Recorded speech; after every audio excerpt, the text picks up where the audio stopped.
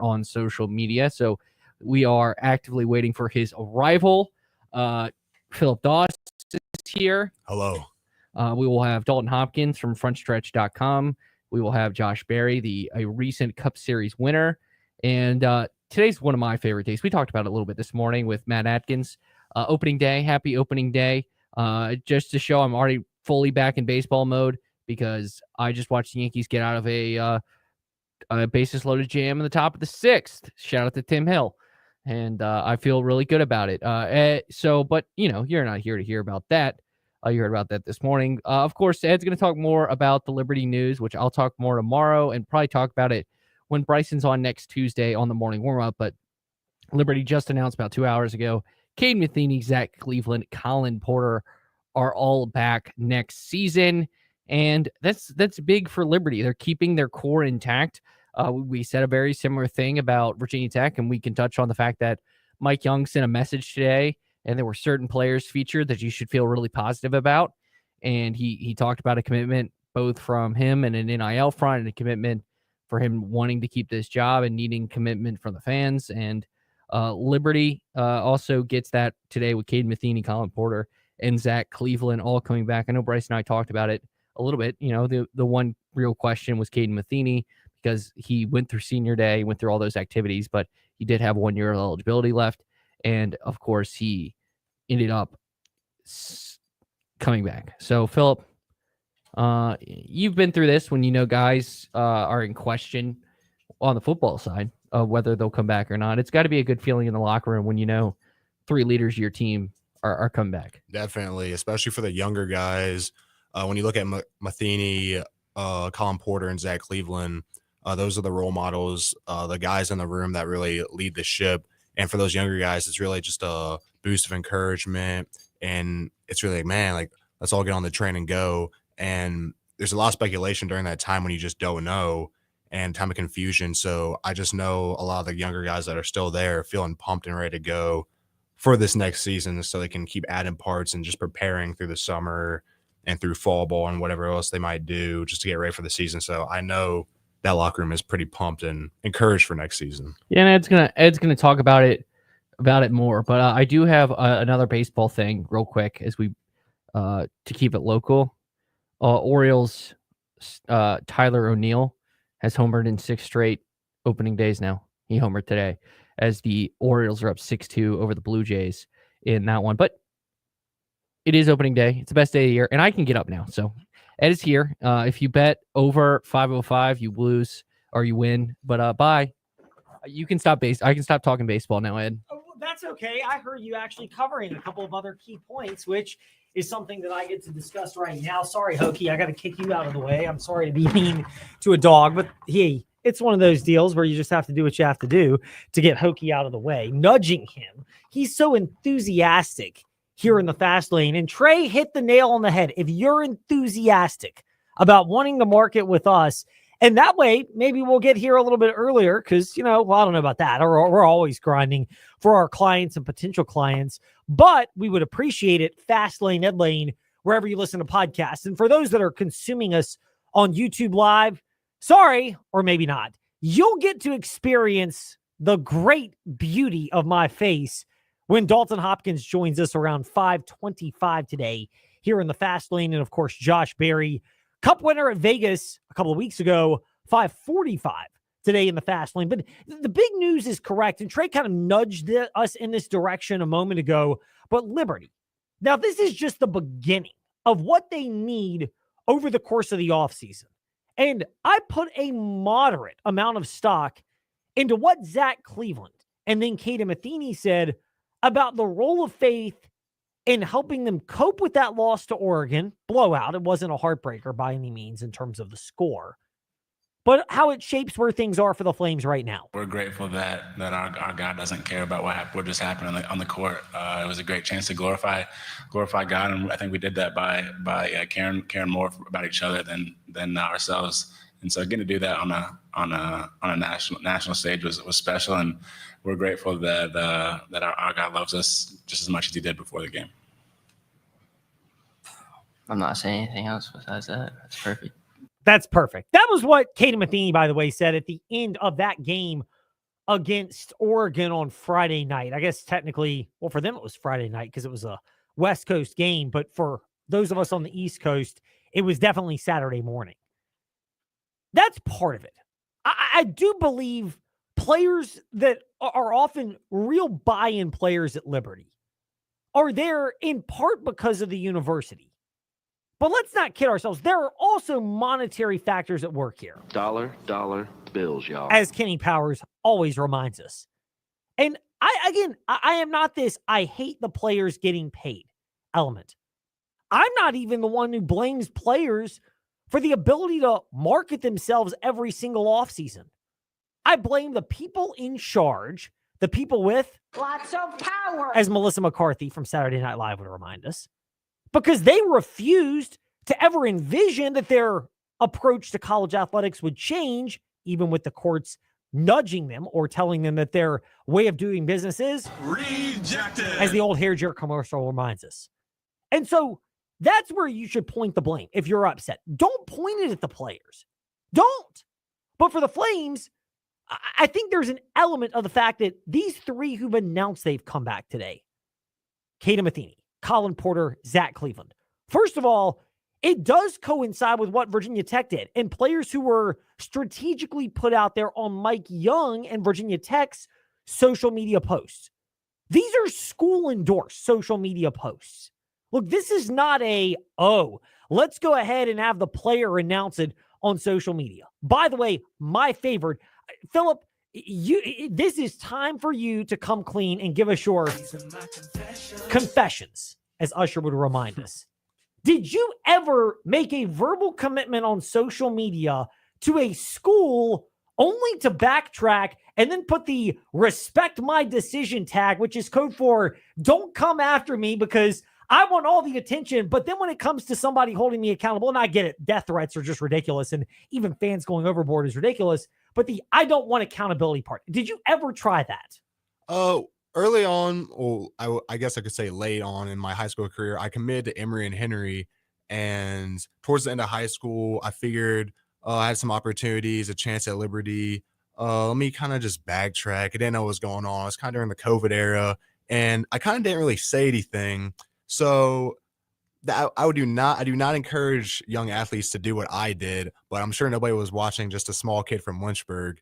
But I did not make a respect my decision. I'm sure everybody in the VHSL would be like, but I don't know. But we respect you for not putting the respect my decision on social media. Now, I don't begrudge players for going after the monetary side of things.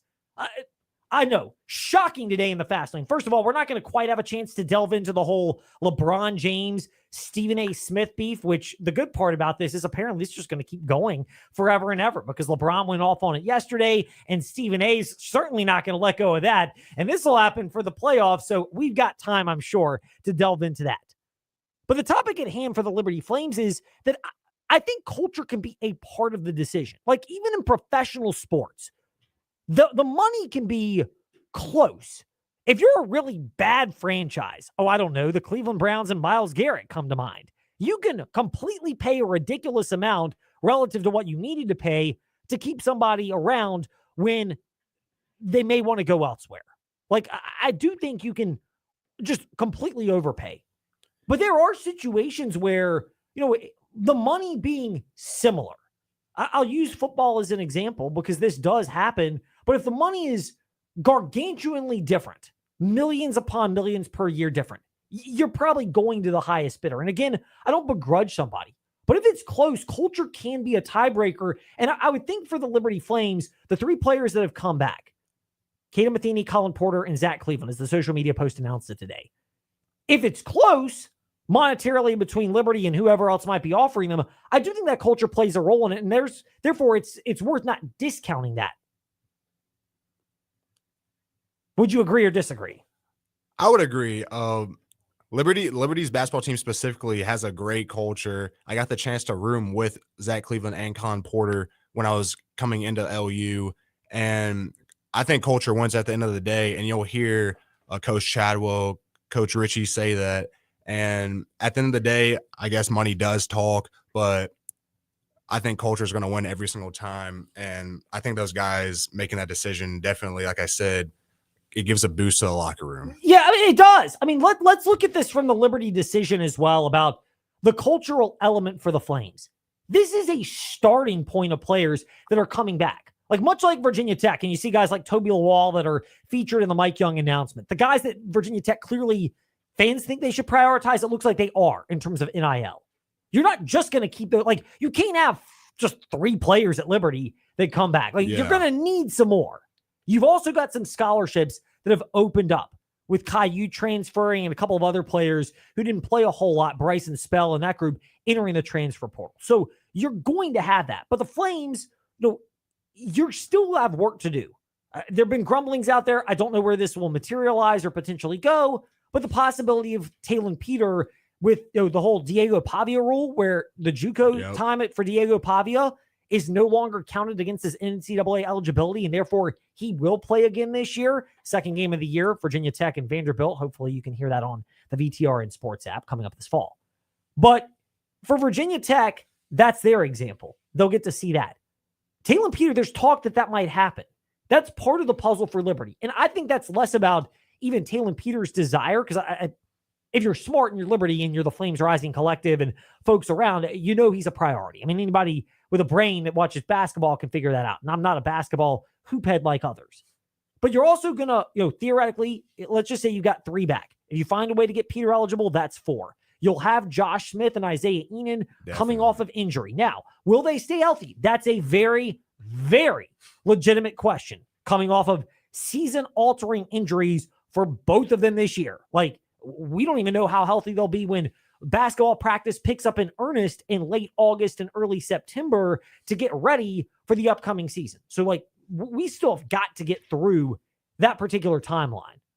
So that's part of the equation for Liberty. Not to mention that when you've got guys who've transferred out and they sense there's not going to be playing time, you're going to want to bring more people in just in terms of competitive players, guys that understand the whole role player concept, and of course, guys that can compete for additional playing time in the event of injuries, because Liberty kind of manufactured having 7 deep to 8 deep this year with Gabriel McKay coming off the bench and with Xander Yates. And of course, Talon Peter was effectively a starter, but off the bench. Liberty kind of got their way to 8, but it wasn't all that organic. And nobody was a real post player that could come off the bench and add to what Cleveland, Owen Aquino, and Javon Moffmer could bring. And when they weren't on offensively against Oregon, you saw the limitations that the Flames just didn't have those extra bodies on whom they could call. So the work is not done. The excitement for Liberty is you've got a core to come back, much like the Virginia Tech excitement that came down with their pseudo announcement today of Mike Young and how things seem to be progressing and calling on more people to invest.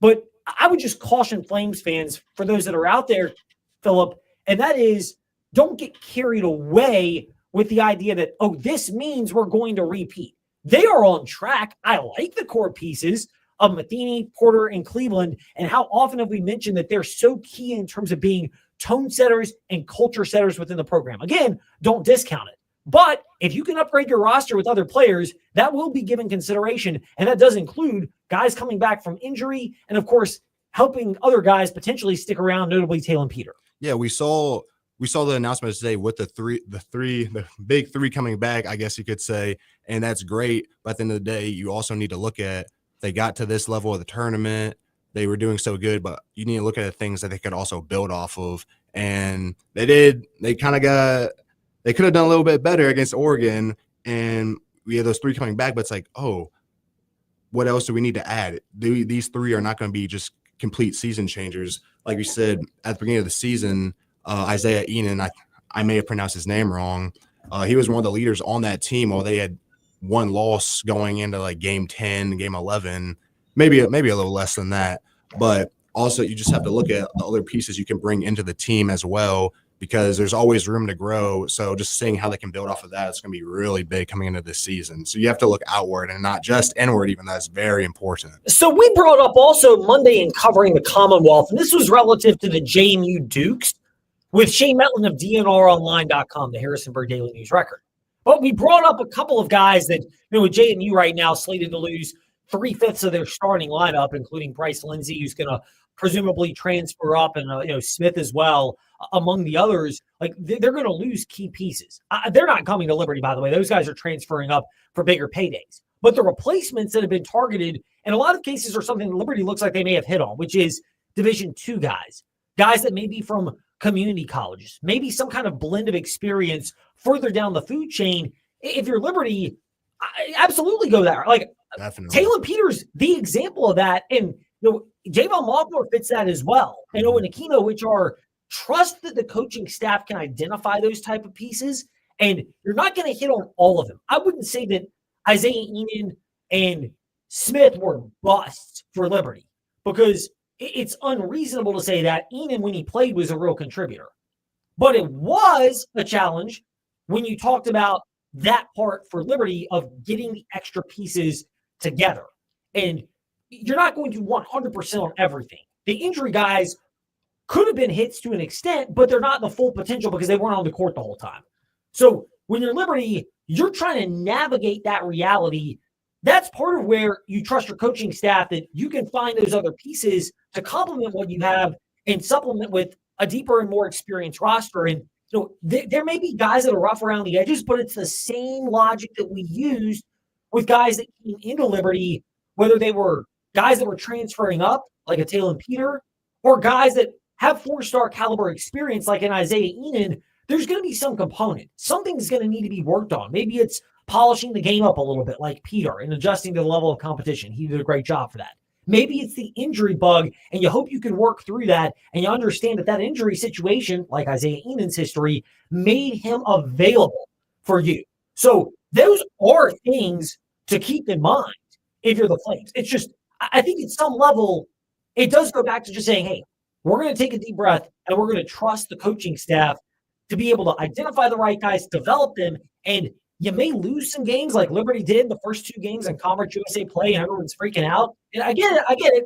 You're a fan. You have high expectations of what happens next year. It'll be even more disconcerting potentially because you're like, what's different? Last year you had a great Conference USA season, but you did start off slow. That's just going to be the reality. If you have a good coaching staff, trust and believe that they're going to develop them over a period of time. Much like if you're in an auto accident, it's hard, but exhale and trust and believe that when you call 777 HURT after you've learned about all their experience over 4 decades worth since 1982 at trostlaw.com, that Trost Law will be there for you.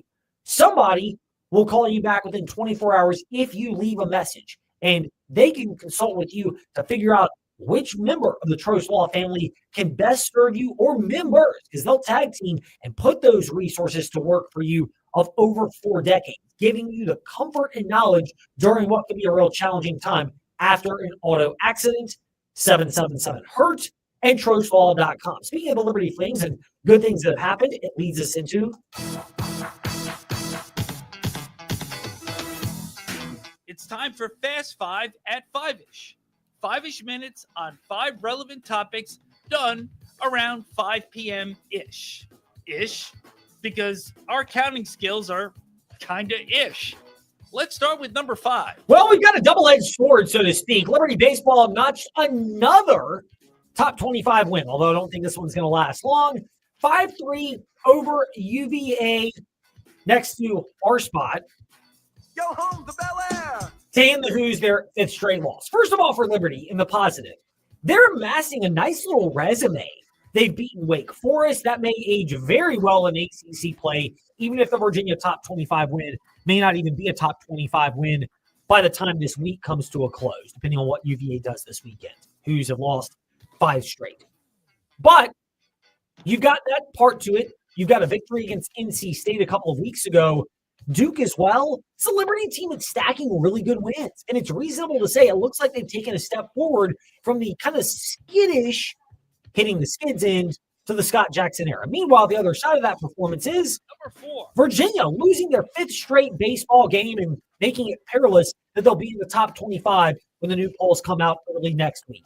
What's more disconcerting for Virginia fans? Is it the baseball team and their recent skid, or is it men's lacrosse, which against Utah this past weekend finally looked like they can pass the ball and play more unselfish. I will go with men's lacrosse because there are not a lot of good victories on the resume, which Virginia baseball they still have, and they'll have ACC lacrosse play. But right now, what out of Virginia and the selflessness and the passing and the connectedness, particularly offensively, and the patience in critical moments where they panicked. Look at the Richmond game as well. What's given you any indication that Virginia lacrosse is going to get a lot of key victories that they will need in ACC play, including the now back, thank God, ACC tournament versus Virginia baseball? They've skidded, losing 5 in a row, but the ingredients are there. There are enough games left to pick up quality wins and to play their way back into the top 25 and to be comfortably in the tournament, even if they are not a home team. So which one's more concerning right now? I don't think it's a question. It's Virginia men's lacrosse over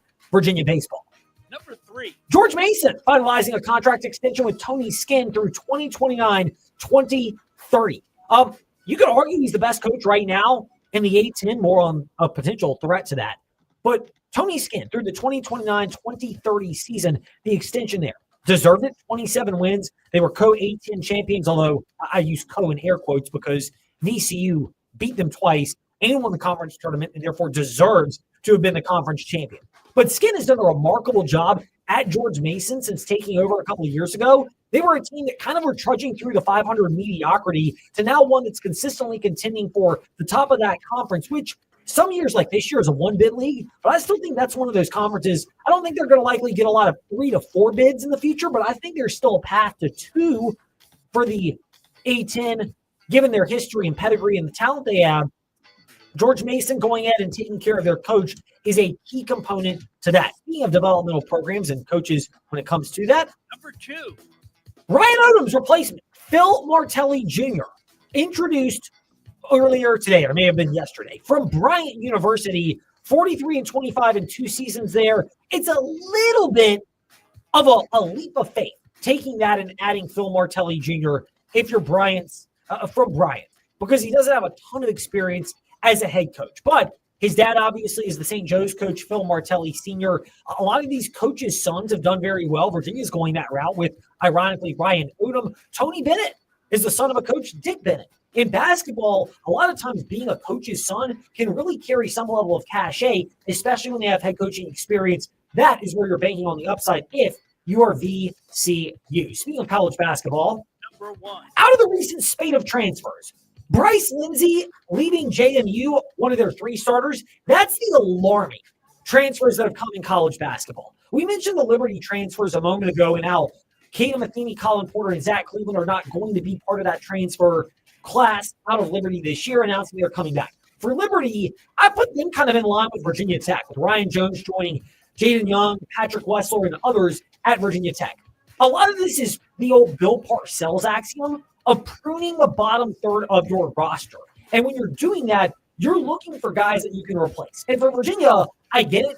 People could find an upgrade over a guy like a Blake Buchanan or a Day-Day Ames, and even Isaac McNeely and Andrew Rohde joined them in the transfer portal. They're over 7 now for Virginia men's basketball. But you bring in Ryan Odom, and you're reportedly committing $7 million or so when it comes to NIL at UVA. There's a large slate. This is a blank canvas for Ryan Odom. I would imagine some guys may come back. I think McNeely's the type of guy you would prioritize if you could return and maybe readjust his role. But it doesn't shock me at all that those other programs are. JMU's the only one where you go, oh, we got a tall order to replace the guys that have departed. Everybody else, it makes a lot of sense, the players who have at least transferred out. Meanwhile, we will transfer in the NASCAR knowledge when we return. Captain Dalton Hopkins of FrontStretch.com when we return. This is the Fast Lane on the VTR and Sports app. And now finally up at VTR and Sports and Fast Lane Ed Lane on YouTube and Facebook Live. We are making it happen at the Used Car Superstore on the Sheeler Motor Mile, your premier used car dealer serving Southwest Virginia and surrounding areas for over 50 years with the best selection, value, finance options, and exceptional service. Plus 900 pre-owned vehicles all in one location. Volume selling means volume pricing, and we've got the volume. The Used Car Superstore is your one-stop for most makes and models. Cars, trucks, vans, SUVs. Many have miles in the teens, remaining factory warranties, and some are even local one one-owner vehicles. Plus, Sheeler owns the finance company. Getting approved for credit is easy on the Motor Mile with finance options for every budget. 900 used vehicles in stock now. More than any other dealer in the area. Hurry in for straightforward pricing and more inventory arriving daily. Why wait? Make it happen at the Used Car Superstore on the Sheeler. Yeah, is he on the stream? Yes. Okay, cool. West Virginia and surrounding areas for 50 years. I-81 exit 118C in Christiansburg. Call 866-SHEELER1. Always open at Sheeler.com. When you're voted one of the best plumbers according to Lynchburg Living magazine, you want to hire the best. Sullivan Plumbing wants the best plumbers to join our award-winning team. Do you have a clean driving record? Do you have at least 4 years plumbing experience? Then you're a 5-star recruit, and Sullivan Plumbing would love to meet with you. Take the first step. Call Sullivan Plumbing in downtown Lynchburg or email sullivanplumbing@gmail.com.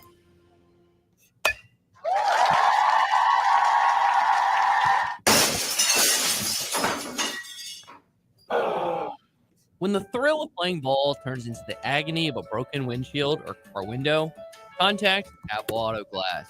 Your local auto glass repair shop on Allegheny Avenue in Lynchburg. Apple Auto Glass provide a professional assessment with the honesty from your neighbors, so you can get back to sharing the great moments this season. Welcome to the Villas at Oakwood, offered by Oakwood Villas Retirement Homes, LLC, the best kept secret in Bedford. Our stunning community offers spacious, one-level modern villas with top-of-the-line amenities.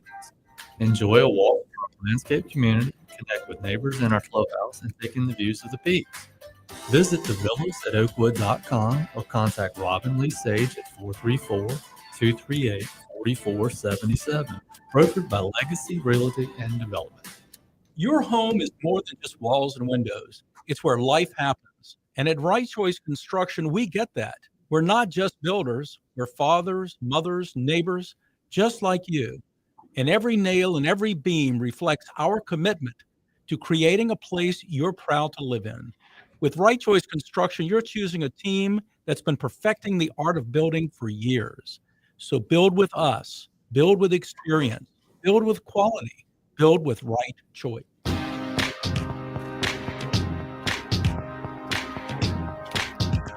Step into the fast lane 24/7 at Trey Lyle VT and Fast Lane Ed Lane on Facebook, Twitter, Instagram, YouTube, and wherever you listen to podcasts. Now, back to the fast lane. So you probably think I'm looking at Kyle Larson. Or more notably, you probably think I'm looking at Ty Gibbs at 50-1 odds as the enticing pick to click this coming weekend for the Cup Series race at Martinsville Speedway. But there's another potential dark horse that's out there, and we will get to that momentarily as we welcome in the captain himself, Dalton. Frontstretch.com with us in the fast lane.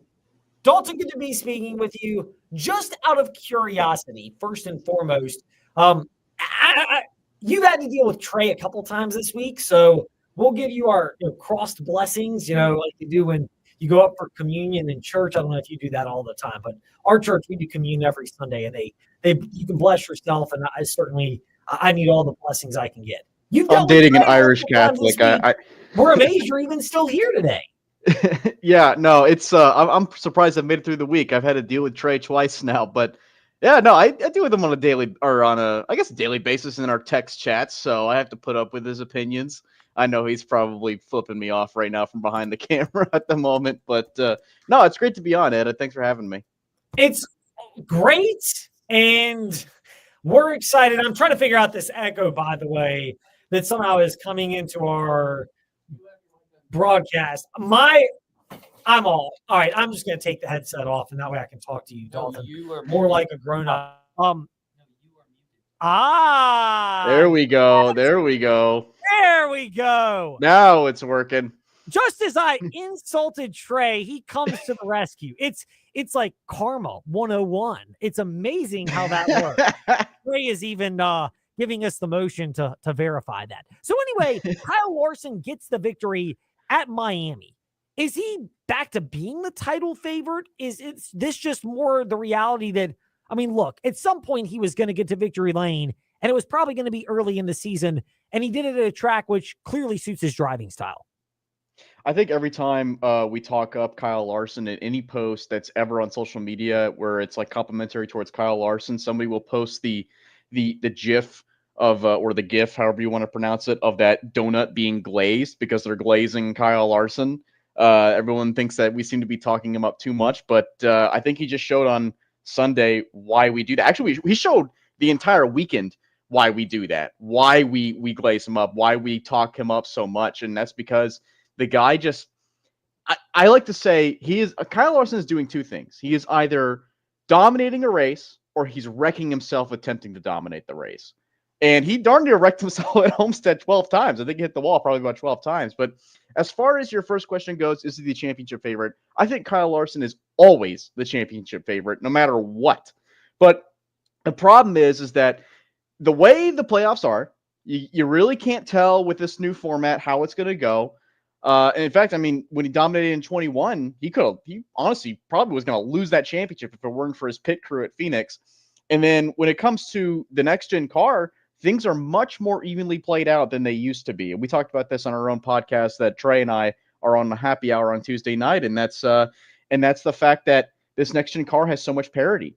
There are drivers that Kyle Larson can't win 10 races a year anymore. And he even said it himself in the press conference. He feels like he could have won 50 races by now if we still had stuck to the Gen 6 car. And I don't know if it'd be that much, but I think it'd be pretty darn close. I would imagine he would. As great as he is and as adaptable as that team at Hendrick Motorsports happened to be, Kyle Larson is part of that group. Martinsville this coming weekend. Do you handicap this race differently?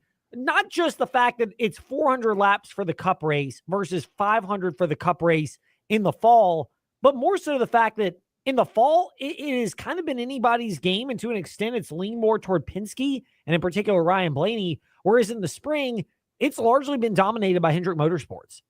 Yeah, I'm not really sure why that is. I really don't know if there is a specific reason. Maybe there's just a different attitude when it comes to the fall race because it's the playoffs and there's a lot more on the line. Whereas right now, obviously, we're still very early in the season and people are still trying to figure out their cars. But I'll tell you one thing. What I believe is that I don't think we're going to see as much Hendrick dominance this weekend. I think instead we're going to see a lot more out of the Penske shop, kind of like what we usually do in the fall. And that's because Penske has just been on it at the beginning of the year, and we have not seen that in the last 3 years when it comes to this next-gen car. They just kind of have this slow – we see it every year.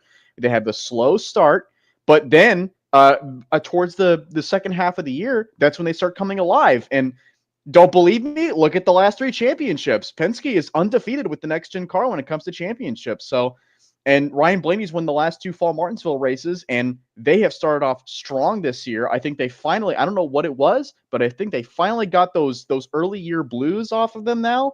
And I expect to see a lot more out of Ryan Blaney this week. And I think he's going to be, I expect him to lead the most laps at least. Wow. So you think this could be the Ryan Blaney show at Martinsville this coming weekend, even more so than Hendrick, where we saw William Byron do that in the Liberty University car last year?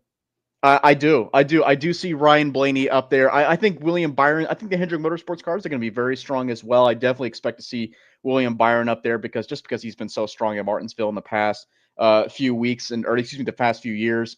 Kyle Larson, I think he's good, but Martinsville has never really been his strongest track. And who else I expect to be up there? I expect Alex Bowman to be up there too.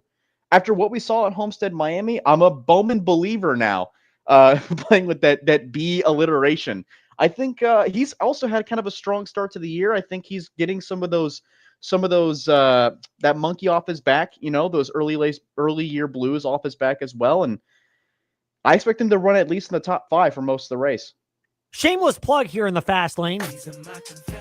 As Usher would remind us, we're never devoid of shameless plugs. When we spoke with Chad Knaus, VP of Competition at Hendrick Motorsports yesterday, and the full interview is conveniently plugged and up at Fastlane Headline where you listen to podcasts, he mentioned Alex Bowman having a lot of wind in his sails was kind of the phrase to paraphrase what we heard yesterday from Chad Knaus. I don't know if you're the betting type or not. We'll find out if you're going to be on the Front Stretch podcast the one that you guys do for betting this coming weekend with Wyatt Watson. But I can't get it out of my head. 3 of those drivers for Hendrick are near the top of the odds board with William Byron, Kyle Larson, and Chase Elliott, and justifiably so with Byron and Larson. But I look at 28-1 for Alex Bowman, given what he showed last week and the fact that when you and I happened to both be at Martinsville 2 years ago for that race, he was actually leading a good chunk of the race early before it came undone. Is that insane? I'm not typically a betting guy. I live in Florida, so it's still not really quite legal here. But by the way, it's called Through the Gears, our betting odds podcast on frontstretch.com. Through the Gears. Now it's okay. We've gone through a couple of name changes in the last few years, but yeah, but anyway, no, I think that is a great observation when it comes to those odds, 28-1, because think about it. That's a Hendrick Motorsports car. I don't really care who's in it. That you're in a Hendrick Motorsports car going to Martinsville. Yes, I just talked about how good I think Penske's going to be, but there is no doubt in my mind that Alex Bowman's going to be running up front along with William Byron, probably Kyle Larson. And you know what? I'm not even sure about Chase Elliott right now because I haven't seen a whole lot out of him early this year. So, and not to mention, Alex Bowman has won at Martinsville before. He's run up front. He gets overlooked all the time. And I think this weekend is a good opportunity for him to show that he can run up front because he usually does at Martinsville. So I'm not a betting man, but if I was, that 28-1 odds, that would look very attractive to me right now. I mean, that's the thing. And again, to get my usher on, I threw some shekels down at that because it reminds me, it's not quite when Matt DiBenedetto had the lead until Denny Hamlin. I think it's probably the one win Denny Hamlin feels bad about having. The one when Denny overtook DiBenedetto at Bristol like 5, 6, 7 years ago. But leading into that weekend, DiBenedetto kind of caught heat. And here's the difference. The odds are obviously not 65-1 like they were for DiBenedetto, but this is a Hendrick car, like you mentioned. They emphasize this track. They finished top 3 last year in this event. And I mean, if Bowman's up there near the front of the field late in the race, I mean, we might be getting another Kyle Busch moment where, quote, the guy who always backdoors his way into a win does it again, because we know Martinsville can lead to cautions, or as Chad Knaus mentioned yesterday, again, shameless plug, one of Bowman's strengths is long run speed. And we actually have seen a lot of these spring races where the last 75 or so laps, last 73, 75 laps, they go green the rest of the way when you're talking about the spring race. You know, you say that, and you know what's funny is that you mentioned these long green flag runs, and typically Alex Bowman is known for winning in a clutch situation, being that a late race restart, a green-white checker, or the overtime restart, as we call it now. He's known for winning in those situations and not really dominating a race, I guess, except for that one time in Auto Club. But he's known for that. But we just saw at Homestead, he led the most laps he's ever led since, I think it was, I really want to say, it was Kansas 2022, the most laps he's led. So, in other words, that was a performance that we have not seen in a while out of Alex Bowman. And who says it can't happen again? Who says it cannot happen again this weekend? I can easily see that happening again this weekend. I can easily see him running up front in the top 5. Oh, and by the way, yes, we'll have those long green flag runs, but like I said, he is known for those clutch situations, clutch wins, and we're going to a short track like Martinsville where clutch situations, overtime restarts happen all the time. So if there's any track to think about Alex Bowman probably winning or having the best shot at winning, I'd probably guess this one. It's amazing. And, here's the other point. We'll kind of tie all this together with Dalton Hopkins at Pit Lane CPT on Twitter and frontstretch.com, who's with us in the fast lane. You mentioned how great Penske's been to the start of the year. 3 of the top 3 drivers in the points are Hendrick Motorsports drivers. And when you look at the top 7, you have Hendrick, you have Gibbs, you kind of have pseudo Gibbs with Reddick and Wallace in 2311 Racing, and then Penske, which I'll lump Josh Berry into that category, even though John Wood, who was with us yesterday, and maybe Josh, when he joins us in a couple of minutes, will dissuade that. But how much is this an indication that when it comes to this car, the cream has started to rise to the top? The cream has definitely risen to the top. I think we've seen that. I think we started seeing that last year. We started seeing some of the better drivers, some of the top running drivers kind of run up to the front. But you say that, but at the same time, we just got a winner. Like you said, we just got Josh Berry as a winner. So I think there is still parity there, but the cream has risen to the top at the point where I think it's That's the most it's going to go up because these cars are so identical. The next gen car is so identical, but at the same time, it still allows the better teams, the successful teams, the more historic teams, story teams, whatever you want to call it, to still be successful. Hendrick Motorsports, like you said, still has the top 3 cars in the points right now. But you say that, but look at Team Penske. The top 3 cars with the most laps led so far this year are all of the 3 Penske cars. That's Logano, Blaney, and Austin Cindric. So it doesn't mean that JJ Yaley is going to go out there and win, a race. It just means that a guy like Josh Berry can compete, even though he is driving like a Wood Brothers car or a I guess that's basically a Penske affiliated car. Trackhouse Racing can still be competitive. Like that's just how this car is nowadays. But at the same time, it's like a happy medium where Hendrick Motorsports can still dominate a race every once in a while. That's an optimistic spin and a great way to wrap it up with Dalton Hopkins of frontstretch.com. He's at Pit Lane CPT. We're at Fast Lane, Ed Lane, Facebook, Twitter, Instagram, YouTube, and wherever you listen to podcasts. Dalton, thank you for your time. We'll be keeping up with the action, and it's always great to catch up with you. Ed, always a pleasure. Thank you for having me on. It's ours. And yes, speak of the supposed devil, Josh Berry, slated to join us next in the Fast Lane right here on the VTRN Sports app. We're here with Colt from We Fix Stupid Computers. Colt, to go along with your residential or individual walk-in services that you offer, you also do a lot of business IT support.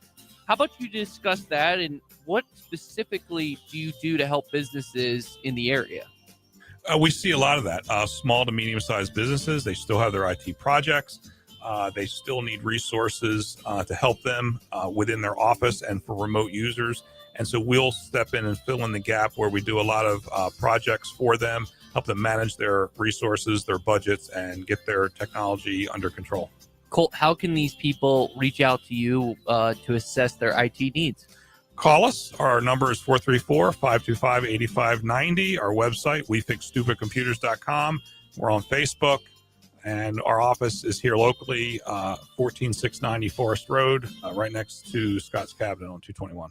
Mark Dalton here with Terry Volkswagen. Get ready to fall head over heels for the perfect VW SUV. One size doesn't fit all, though, and that's why Volkswagen has an SUV for everyone. From the compact and affordable Volkswagen Taos to the tech-packed Tiguan and the spacious Volkswagen Atlas. No matter which one fits your lifestyle, you'll love the comfort, performance, and safety. Stop by Terry Volkswagen on Forest Road in Lynchburg or check us out online at terrybw.com. Terry Volkswagen. You'll love our cars. Do you know what a cold climate heat pump is? They're a new generation of heat pumps from Tara Lee Mosley that provide substantially more heat than traditional heat pumps, even when it's 5 degrees outside. This means your electrical auxiliary heat runs less, saving you big time on your electric bill. And with the recent spikes in electric utility rates, that's crucial. Plus, these new heat pumps qualify you for a $2,000 federal tax credit. Contact Tara Lee Mosley for more info on the new cold climate heat pumps. Guests are great, except unwanted guests. At Specialty Exterminating, we know the difference. Hi, I'm Sabrina Kennan with Specialty Exterminating. We help you keep unwanted pests out of your home. Now we can keep those reptiles away. Our new reptile repellent is the perfect add-on for your pest prevention service. It's pet and people safe, so it's perfect for any homeowner, especially pool owners and homes in wooded and rural areas. Call us so we can repel the reptiles. Specialty Exterminating, your pest prevention partner since 1979. When you're voted one of the best plumbers according to Lynchburg Living magazine, you want to hire the best. Sullivan Plumbing wants the best plumbers to join our award-winning team. Do you have a clean driving record? Do you have at least 4 years plumbing experience? Then you're a 5-star recruit, and Sullivan Plumbing would love to meet with you. Take the first step. Call Sullivan Plumbing in downtown Lynchburg or email sullivanplumbing@gmail.com.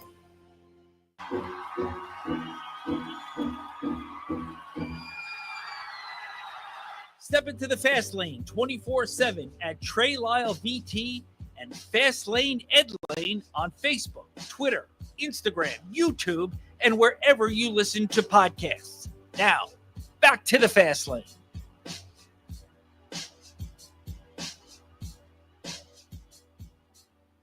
So yesterday in the Fast Lane, we had a phenomenal conversation with John Wood, the president of Wood Brothers Racing. And yes, there's some shameless plugs to that at Fast Lane Ed Lane, wherever you listen to podcasts. If you missed the chat yesterday, and the audiogram's up as well, Fast Lane Ed Lane on Facebook, Twitter, Instagram. But, mutual fits when it comes to sports. Sometimes in sports, there's talent and there's a great organization, and the organization believes it can extract the best out of talent that may be untapped. And that's part of the story, it would seem, with Josh Berry's move to Wood Brothers Racing. But the biggest thing that has jumped out and why this story seems to resonate with a lot of our listeners, and we appreciate your feedback at Fast Lane, Ed Lane, Facebook, Twitter, Instagram, is, two organizations that really pour a lot into each other, Josh Berry and his team and Wood Brothers Racing, to try to get the most out of a team that they've got resources, but they're not necessarily thought of amongst the power players in the world of NASCAR, which is why it's a really cool story. And why we get to continue discussing it today here in the Fast Lane with the aforementioned driver, the number 21 for Wood Brothers Racing, Josh Berry, who's with us now here in the Fast Lane. Josh, great to be speaking with you. When you have had opportunities to grow in your NASCAR career, whether that's into the Xfinity Series, within that series, or even in the Cup Series, how much of it is based upon there are only so many opportunities? How much is looking for and ultimately finding what seems to be a mutually beneficial fit like you and Wood Brothers Racing?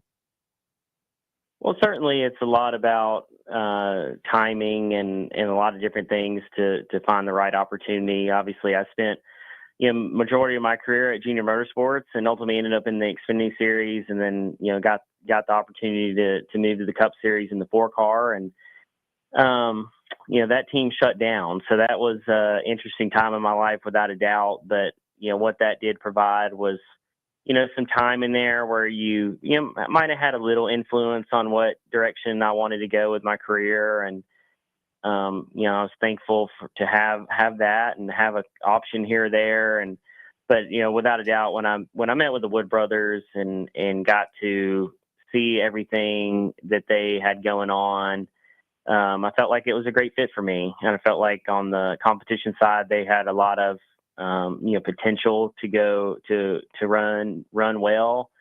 And I think for me as a brand and who I am as a race car driver, I feel like really fits with the Wood Brothers and their history in the sport and the kind of old school feel that they bring to the racetrack. So it's been a lot of fun, without a doubt. Josh Berry with us in the Fast Lane. He drives currently the number 21 for Wood Brothers Racing. But Josh, if you wouldn't mind, take us back to when you were in the number 4 car. The rumblings become a reality about that organization dissolving, and you're being in need of a new home in the NASCAR world, whether it's the Cup Series, which is desirable, or another level of NASCAR. How did you maintain an attitude with that 4 team where it was going to be tough and everybody's looking for their next opportunity? You, the people that build the car, the people that service the car, while also realizing that how you perform then could set the groundwork for an opportunity like you were fortunate to have now with Wood Brothers Racing. Yeah, I mean, without a doubt, it was a long season, and really kind of a emotional roller coaster, I guess, so to speak. Right? I think you go to start the year, you're obviously excited to be Cup racing and feel like it's an amazing opportunity. To take over that 4 ride after Kevin's retirement, and really quickly into the opportunity, we began to hear a lot of rumors and different things that. I feel like generally just kind of derailed some things here or there, and it made it hard. But really, I thought our guys pulled together. Really, especially even the most apparent was after the actual announcement. I felt like the group really pulled together tight, and we fought for each other and went out and had a lot of great results. And thankfully, throughout that time, kind of in the the early part of the summer and through the summer, that we had a lot of good results that I felt like that I did enough as a race car driver to prove that I'm worth a look at another opportunity. And towards the end, it was kind of obviously it's emotional for everybody, and it's only going to continue to get harder and harder. But we still had some solid results throughout the remainder of the season, and yeah, I mean we, still it was a great group of people, and I mean it was, I definitely wouldn't do anything different over that. I learned a lot. You learn a lot about yourself, and can grow a lot when you're faced with that kind of adversity, and ultimately those guys helped prepare me for this year. Your relationship with Dale Earnhardt Jr. is well documented. What role did he play, Josh, in helping you find your next ride after the 4-team and that whole organization started to fall apart? Yeah, I mean, I think that's kind of a hard question to answer. I'm sure that if some of these race teams gave him a call and asked of his opinion, I know he would vouch for me, I guess. But more than anything, I think he was just there for me a little bit more so as a friend throughout that time, and just kind of giving me someone to lean on and talk to, and explain how things were going from my side of things. And I really feel like that our friendship really has grown a lot in the last 3 or 4 years after going through all these transitions in my career. And without doubt, he's somebody that I value his opinion very highly. When looking at other opportunities that were out there, Wood Brothers Racing is a team that they've got the alliance with Penske Racing, but also they're smaller in terms of not having as many employees, not having as large of an organization and people. Was that discouraging for you? Did that appeal to you as somebody who's, and I mean this in an endearing way, but as a 34-year-old driver, you've grinded your way through NASCAR and seemed like you would be someone that would be relatable to that organization as you are to many fans?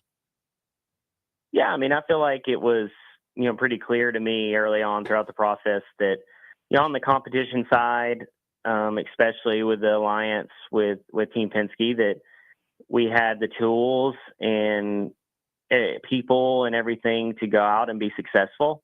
Like, I didn't really see anything there that would point to say that there's no reason why we can't run out and be competitive. And, that was a big thing to me. And, away from the racetrack, right? Like it's kind of a family business, I guess, in a way. I mean, really, that's what they've done their whole lives. And, whether it's Lynn and Eddie and Leonard and John and Kevin and everybody that's a part of that, has their own individual role that, really makes it feel like a family race team, which is nice, because I feel like you have the mix of both, and it's, obviously been a good fit for both of us.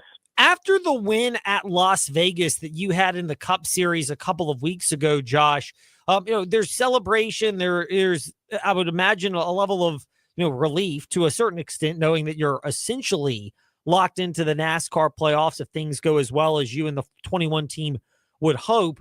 But what also came about was, in addition to that, and probably one of the more fascinating things from that, is just the understanding of what this win means for Wood Brothers Racing and NASCAR to get over the 100 win threshold now to 101. Has it sunk in for you what that means as well? Well, it was a really big moment, and I think for us, this year that was probably the goal. I think for us was to win my first Cup race and hopefully advance into the playoffs. And so to accomplish that goal this early in the season is a big deal, right? Because I think it does relieve some stress off of us that we've checked that box already, and now we can just kind of focus on getting better each and every week and working together as a team and continue to learn each other, because ultimately we're just a handful of races into this, right? So I think there's a lot more potential for us once we work with each other more and we understand more of what I like in the race car and how we can extract the most performance out of me. And I think there's a lot of good days ahead of us. How different now are the expectations for you as a driver at Martinsville, given the twofold factor that you've had success there in the Xfinity Series when you drove for JR Motorsports, and obviously it's about 30 minutes from the Wood Brothers Racing headquarters over in Stewart? Yeah, I mean, Martinsville's most definitely a place that I love. I think it's probably, one of my favorite, if not my favorite racetrack to go to. Obviously have won there in the late model car, which was probably still one of my most favorite wins ever. Winning that race in the late model stock, and then the Xfinity win was a huge deal. So obviously I'd love to add a cup win to my resume there, but I feel really good about going to it. I mean, I think the 21 car and the Team Penske cars have been really strong at Martinsville over the years. I feel like we'll have a great opportunity, and it's just going to come down to, executing a solid day and having a good day on pit road and having the right strategy and all the things that have to line up if you want to win in the Cup Series. Josh Berry hanging out with us today in the fast lane. He drives the number 21 for Wood Brothers Racing in the NASCAR Cup Series. You'll see him out there at Martinsville Speedway this coming weekend. Josh, great to chat with you. We really appreciate your time today in the fast lane. Congratulations on the win, and look forward to seeing you over at Martinsville in a couple of days. Awesome. Thank you, man. Our pleasure. Josh Berry with us here to wrap up the fast lane, as we've had a lot of previews for the NASCAR weekend at Martinsville. And if you missed any of them, you know where to go. Fast Lane, Ed Lane, Facebook, Twitter, Instagram, and VTRN Sports on YouTube and Facebook Live.